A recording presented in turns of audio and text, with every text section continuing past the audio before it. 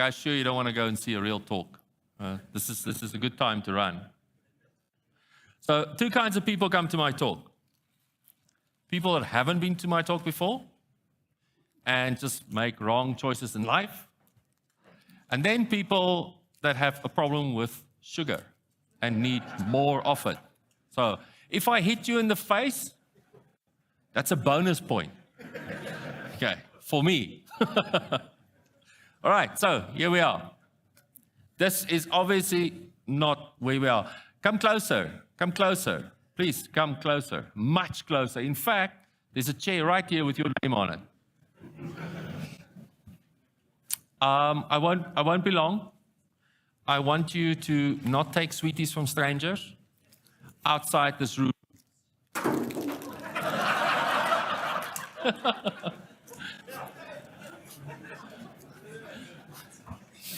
All right, so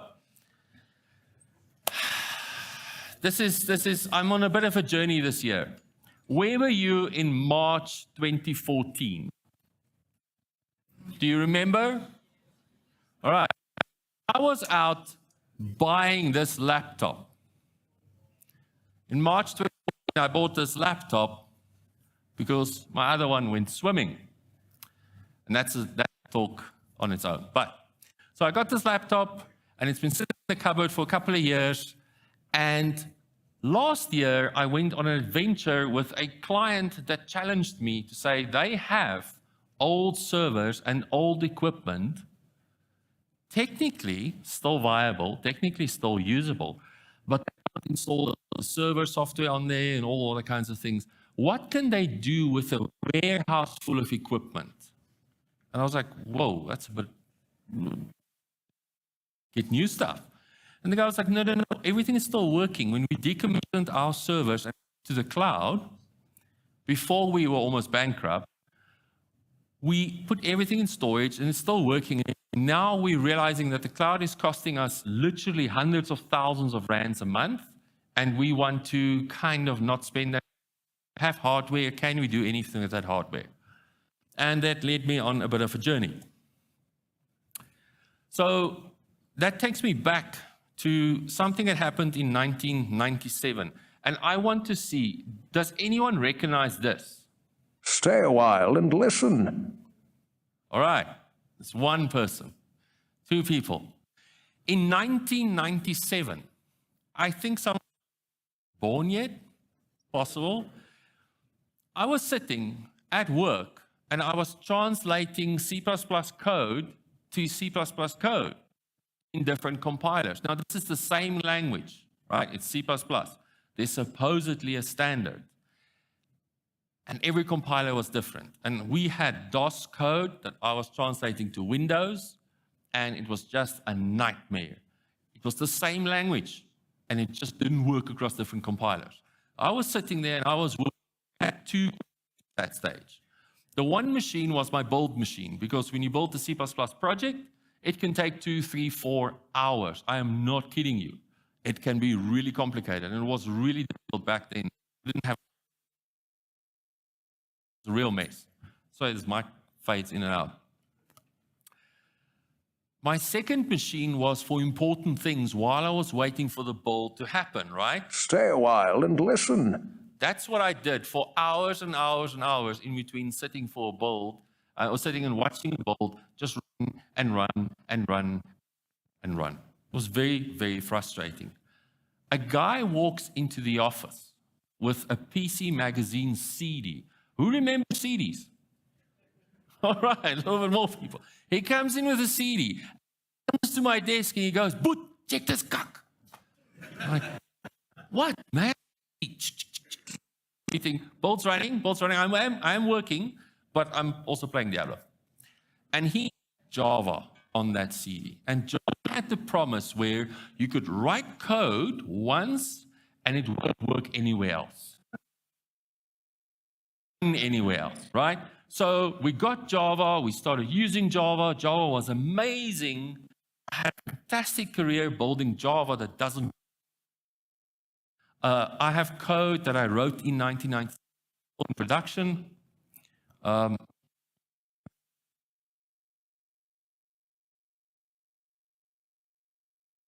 I'll just go louder. So we had this promise of we could write code on one system. We could transfer that to somewhere else. And because the runtime takes care of all the differences, we would then have something that works everywhere. Except it didn't really work that way. In the beginning, we had Microsoft Java and we had Sun Java, and then IBM had their own thing. It was just a whole mess. But the promise was there, and I bought into the promise, and I had a long career building Java. And it was great. I enjoyed it. It was wonderful. But it reached a point where that promise just never really became a reality. It got close, but it just never got there. Stay a while and listen. And now, things changed a little bit. So Java was great, but other languages started to pick up. Python, if you wanted to do PDF generation, you wanted to do data science, Python was amazing. If you wanted to get real speed out of something, C was great, okay? So Zig, who uses Zig? Anybody here using Zig? You should absolutely check it out, all right? Zig is amazing. It's kind of like C, except it doesn't try to kill you. And then, of course, Go, if you want to get rich. Right now, all the companies are throwing money at Go developers because Go is the new Java, except it doesn't suck. So there's that little bit of difference. And then there's also JavaScript. So the thing is, we're in a space these days as developers where we're trying to solve a lot of problems for a lot of people who need a lot of therapy. And our job becoming more and more difficult and more challenging because our tools are not always able to solve the problems efficiently. So we have to expand our toolbox. But now it becomes difficult to get all these things to play together. Python and Java and Go and Rust and all these things don't really play together well. Yeah, you can build APIs and they can talk to each other, but now you've got all that latency between. You've got all the difficulty in orchestrating all of this. But what if there was a way where we could bring all these together and use them to make one cohesive solution?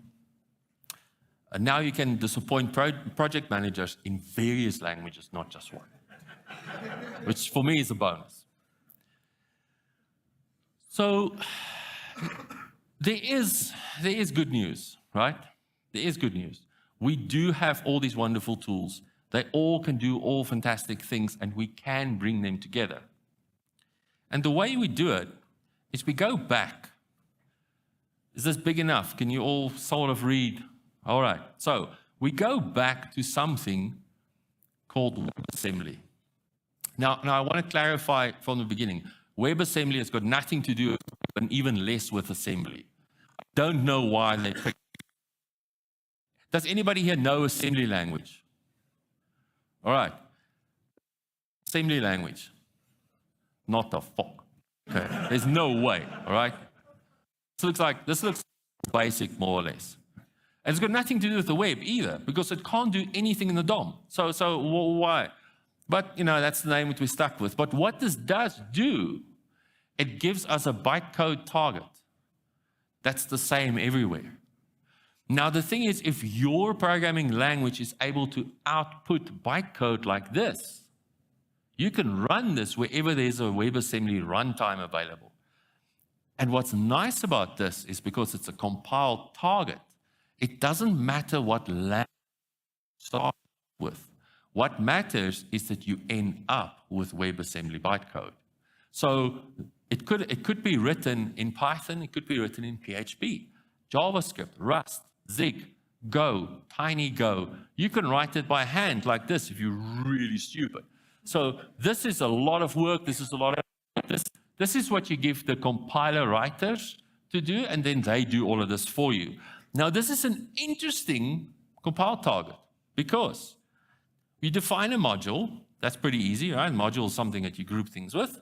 Then you define functions. And the first function takes 2 parameters and returns a result. And they're all 32-bit integers. So that's pretty easy to understand, right? It gets a little bit tricky where you are now working on the stack. push things onto the stack, you pop things off the stack. It's a lot of effort. But the first function, this one, and this one does exactly the same thing. And just to make it interesting, this one also does the exact same thing. So the what bytecode can be a little bit of a challenge to write, and it can be a little bit of a tricky thing to get your head around. And just like good JavaScript or TypeScript, you have to export the functions that you want to be externally available. You can also have internal functions that only you can call. So this was a well thought out compile target. I really like the way that they went about and did it, because it opens a lot of possibilities. It gives you a lot of power. But writing this by hand quickly gets tricky. And I'll show you why I say that. So this,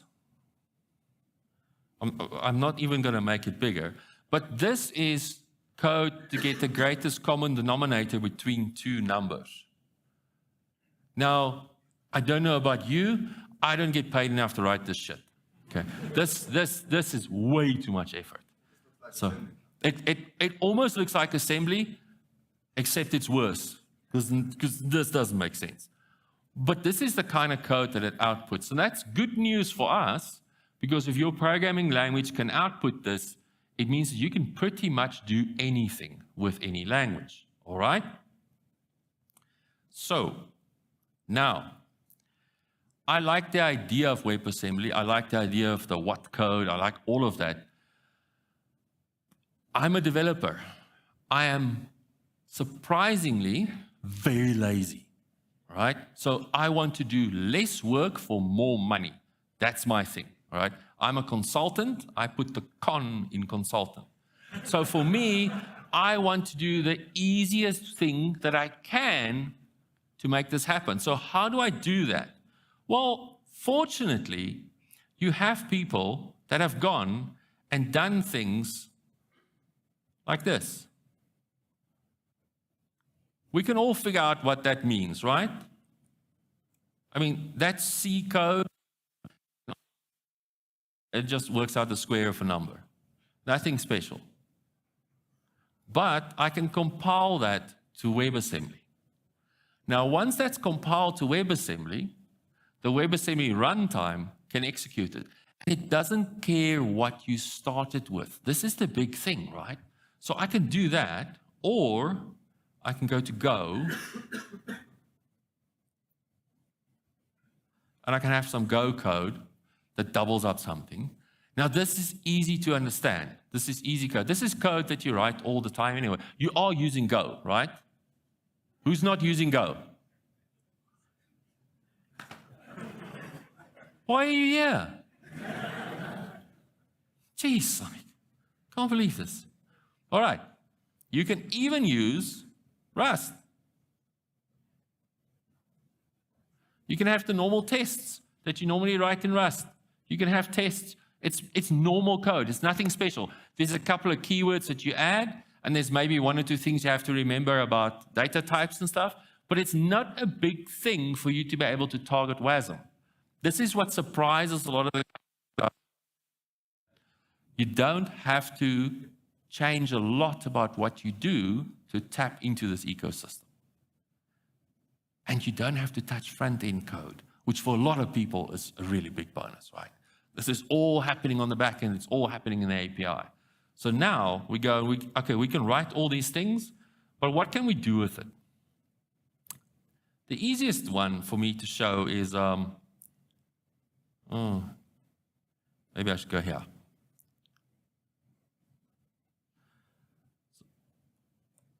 Good old Python. I like Python because it's easy to read, right? I hate because it assumes I know math. But other than that, Python is fine. And Python is one of the languages that's the easiest to use Wasm in, because it's just interpreted, it's just quick and easy to slap stuff together. I'll show you a couple other ones as well just now. But look at what we do. We import some stuff. This is all in the docs from Wasm time. You create a store, which is where they put all the Wasm stuff. And then you say, I want to create a module from wherever I compiled something. And you can see that there I can compile what code, which is the text code that I showed you, the really weird stuff you can do by hand, or Wasm code, which is what the compiler pumps out. So we've got what code, we've got C, and we've got Rust. So we've got all those languages, and we pull them all in, and they all do a little something. We create some instances of those modules. Very simple. We get a reference to the function inside those modules. Still, none of this is rocket science. None of this is difficult. We can call the functions.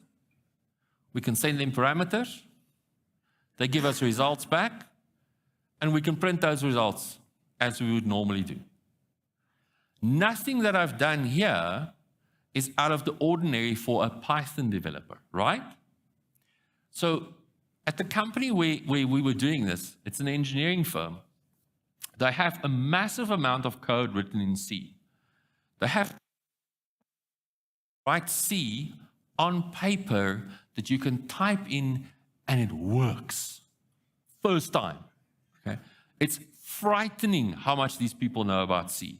The amount of code that they've built is phenomenal. It's decades of calculations, working out the stress loads on a bridge, all that kind of stuff, that they've built all these massive formulas and stuff in C. Because this was the only thing that they could get to work across multiple platforms. And they have all these little DLLs and things that they pull in everywhere, and they have to wrap it in the whole thing. They don't want to lose that expertise. What they do want is they want the stuff to be available on the web as well. They want it to be available on the mobile. They want it to be available on the desktop. There's a whole bunch of places that want to run this code. Now, we could compile the C to different targets. But now you have to understand what architecture are you targeting? You know, what operating system are you targeting? What standard library do you need to do? There's a whole bunch of complexities that goes around with this, which just makes life a lot more difficult. And all we want is we want to send a bunch of data to a function, and it's going to send us back something. And it knows what it's calculating. And that calculation is going to come back, and we're going to put that into a dashboard, and we're going to show an engineer that if you use this cement with this rebar, using this mixing problem, or mixing solution, your bridge will collapse. All right? So don't do this. That's all they want to do. So what we ended up doing is we ended up compiling everything to WebAssembly. Now the Python people that are building the dashboard have Python functions that they call. They get Python results. They don't even know that they are calling WebAssembly. They don't have to. This is the magic. We have these experts that are still doing the thing that they've been doing for the past 20 or 30 years. We don't need to change that. That domain knowledge, we can still lock that in. We can still have those phenomenal results, those amazing calculations. But we can use that somewhere where that does not exist. The people consuming it don't care. Thing for me. So I can go out and I can get these experts to do stuff. I can put it in, and the project manager thinks I am fucking phenomenal because I got this working. I don't know how it works. I have no idea. All I know is that I can compile it to Wasm, I can pull it in, and I can call it, and it gives me a result. And they go like, wow, yes, more money. All right? So, and that's what I live for as a consultant. Now, there's also Bun. Who's not using Bun? Who's still using Node?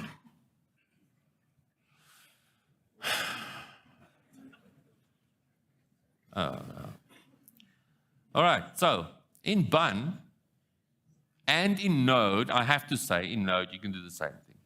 In fact, you can run the same code in both, and it will just work. All we do is we pull in a file. In this case, you can see it's from Rust. We pull in the file, we instantiate WebAssembly, and this is exactly how you would do it on the front end as well. So this is the same thing. You can run this in the browser, and you can run this on the server side. Doesn't matter.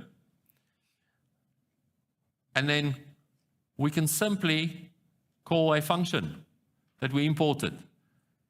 Give it some parameters, and it will have a return value. Very simple.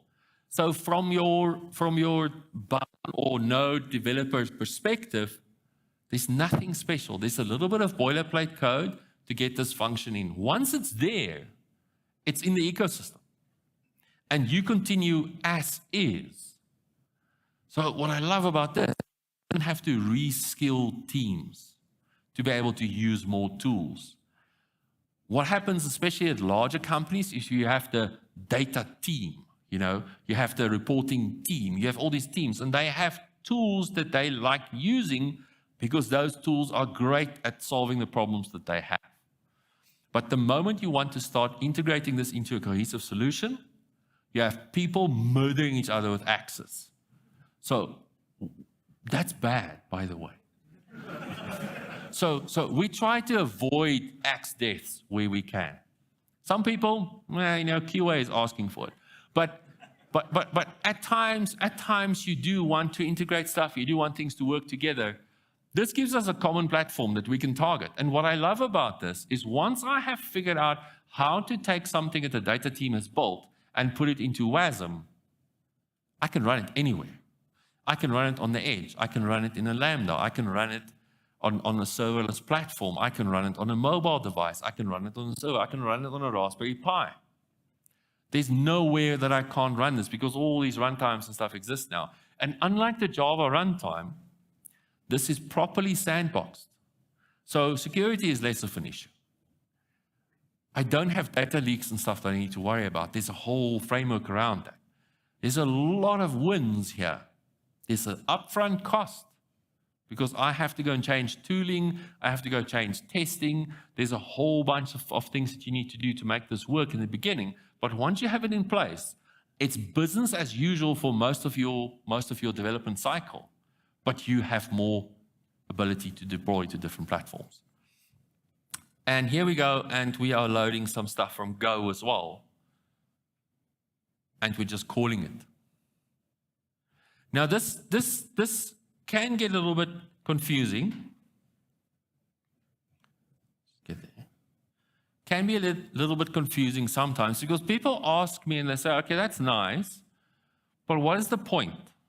Why would we bother to do this? Now I want to show you something. This is going to be a live demo. So, oh Lord.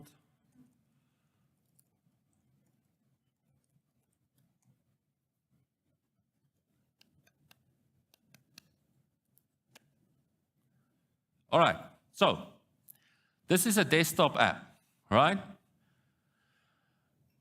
Usually I charge money for this, but no, for you guys, I'll do it for free. So this is a desktop app, and it's written in Go. It's going to call some Rust WebAssembly. It's going to call some Go, tiny Go WebAssembly. So it's like Inception with less CGI. So we're going to run, and there's a Rust function that did something, and there's a Go function that did something. Who cares, all right? So this is a running desktop app. So we're not going to close the app. I'm going to keep it running. I'm going to go, please work.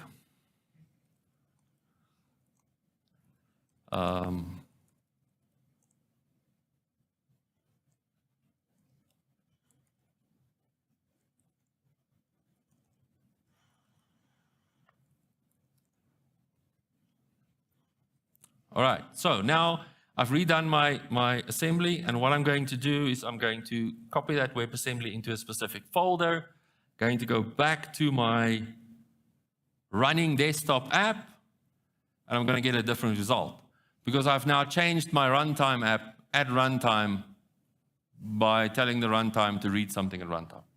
Now that doesn't sound like a big deal, but here's what we did. We integrate with clients on our portal, and clients have different ways of filtering their data and cleaning their data and all other kinds of crap. We allow them to load a WebAssembly module into our system, up and running.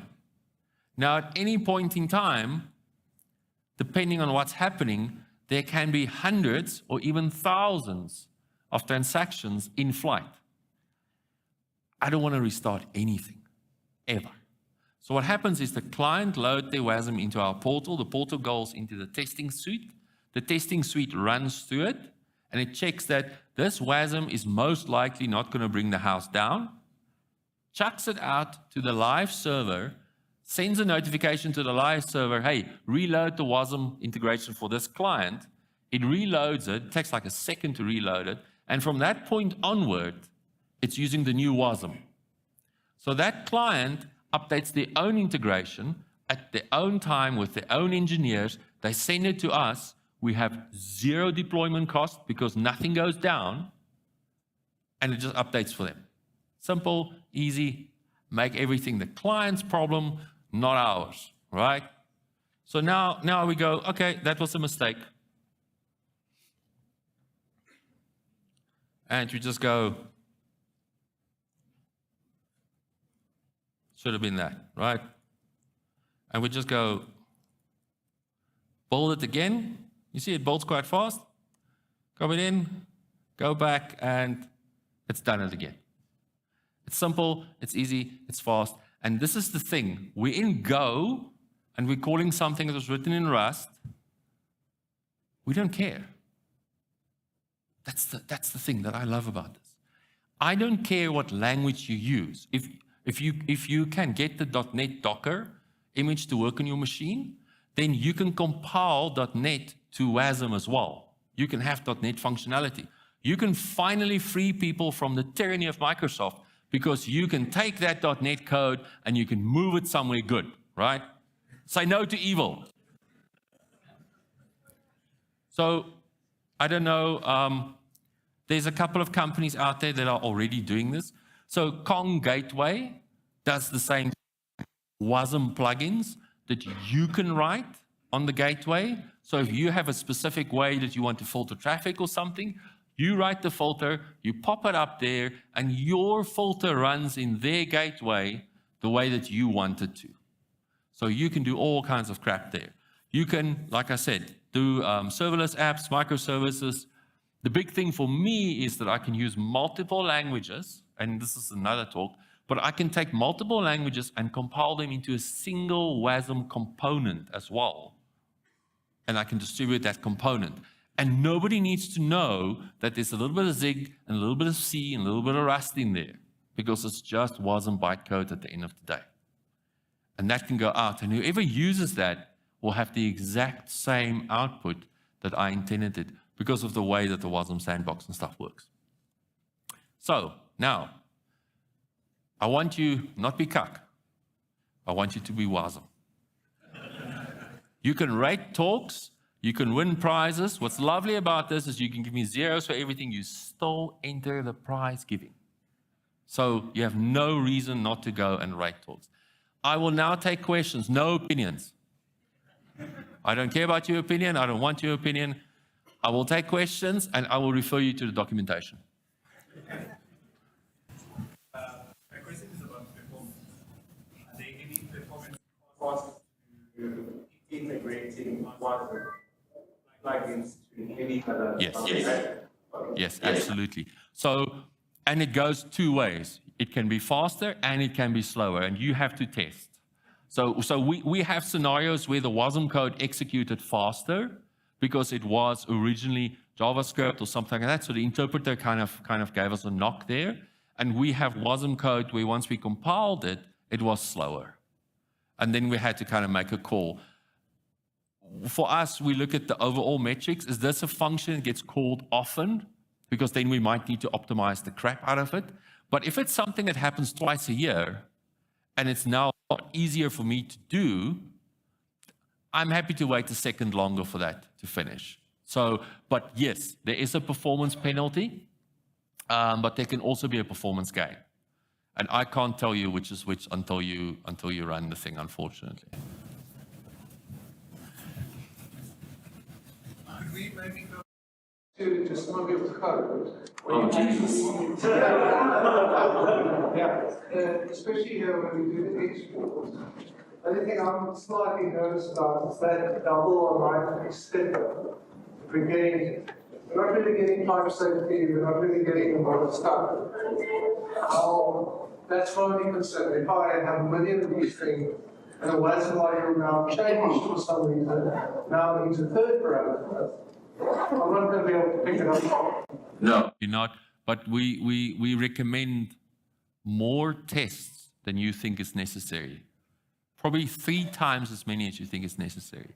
So because it is a little bit of a cowboy show, and where it gets really interesting is when you start passing pointers around to memory. I don't even want to get to that because that's such a mission. But yeah, you can have spectacular failures. So which your whole support team resign. They're like, screw it. Okay, so yeah. So what made this succeed? It's the same promise that we had with the JVM platform. I made it succeed. So as a consultant, I have to say that. No, the thing is, because it's a very well-defined one standard, you adhere to the standard or you don't. And if you don't, you just don't run in the work in the runtime. The sandboxes are very, very strict. So the thing that they did right was there's a single standard and you will adhere to the standard or you're out.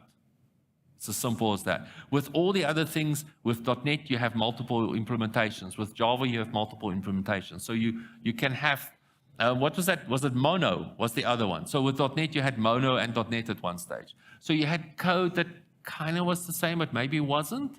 And now you have all this other stuff that they support and legacy support and stuff. WebAssembly has no legacy. It has no issues with backwards compatibility or all that. It's brand new, it's greenfields. I expect it's going to start sucking at some stage, but for now, awesome. Can we all go? Oh, sorry. Last question. Can you run that Go app on the browser? Not here. I don't have that compiler installed in this machine. But that's a fine GUI app, and you can compile it to Wasm. I will make the code available after the Cape Town conference, and then you are welcome to go and run it on the fine Wasm. It works. Loading the file is different, though. You have to stream it in. But other than that, it will work. Sorry, I don't know if I missed something. What is that setup with the warehouse of equipment? So we have a whole bunch of the machines running Linux, like this laptop, and they've got Bun and they've got Python running on them. And a whole bunch of the functionality just gets piped through there. There's APIs on there. And what we did is each machine is a microservice. So it's a little bit of a weird setup, but if you send each machine as a microservice, so each IP address has a service attached to it. And what we do is we have a little load balancer that knows which one is which and just sends stuff there and comes back. So all that hardware is sitting there and running, and it's costing them a fraction of what they spend on the cloud. So if you have shares in the cloud, start selling them now. Are we done? Oh, sorry. I just want to understand how cross-platform does it already exist on this platform? Runtimes for most platforms already. So what we found is when we started working, there's runtimes for cloud environments, there's runtimes for Kubernetes environments, there's runtimes for OSs. Most OSs has some kind of a runtime already. The runtime is built into Bun and built into Node, so it's very widely available. It was more widely available than I was aware, because up until early last year, I was using WebAssembly on the web, in the browser, where you know, it had support for a long time. And I was pleasantly surprised to realize that there's a lot of really smart people that have been building stuff on the server side, on the actual machine side, to run WebAssembly, and those runtimes are phenomenal.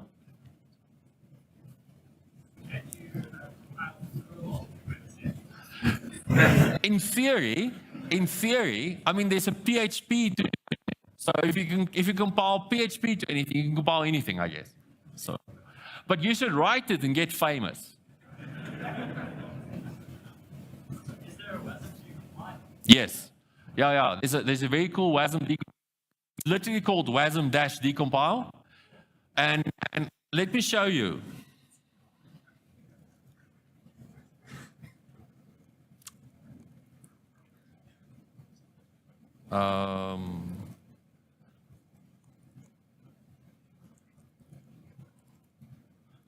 Oh, it's not on this machine. but it spits out what code? So it spits out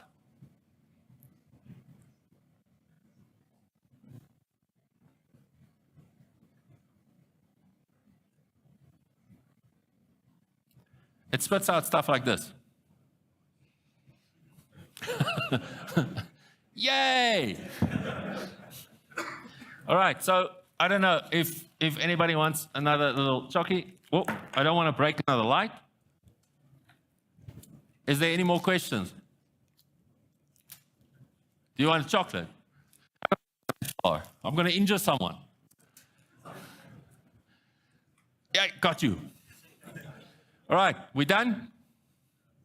Awesome. Oh, sorry. I've got a question about Yes.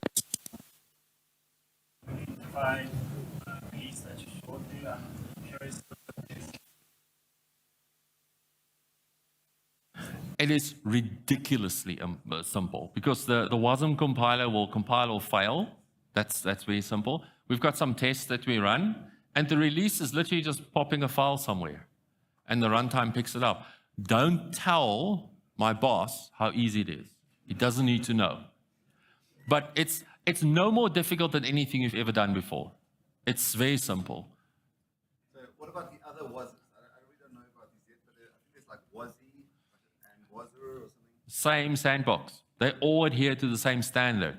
So they target different environments. So one might target microservices and one might target the desktop, but we're using Wasm time and Wasm 0 here, and it's all fine.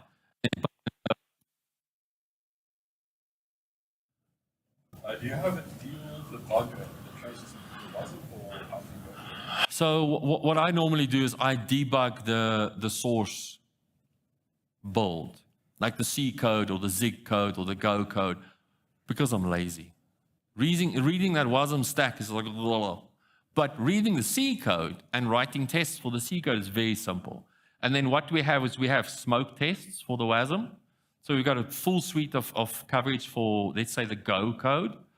But then once it's compiled to Wasm, we have like just a whole bunch of outlier tests and then a couple of midfield tests. If we push through that, it's probably okay. It's not my data, I don't care. We done? I think it's lunchtime, so I recommend that we go. Thank you very much.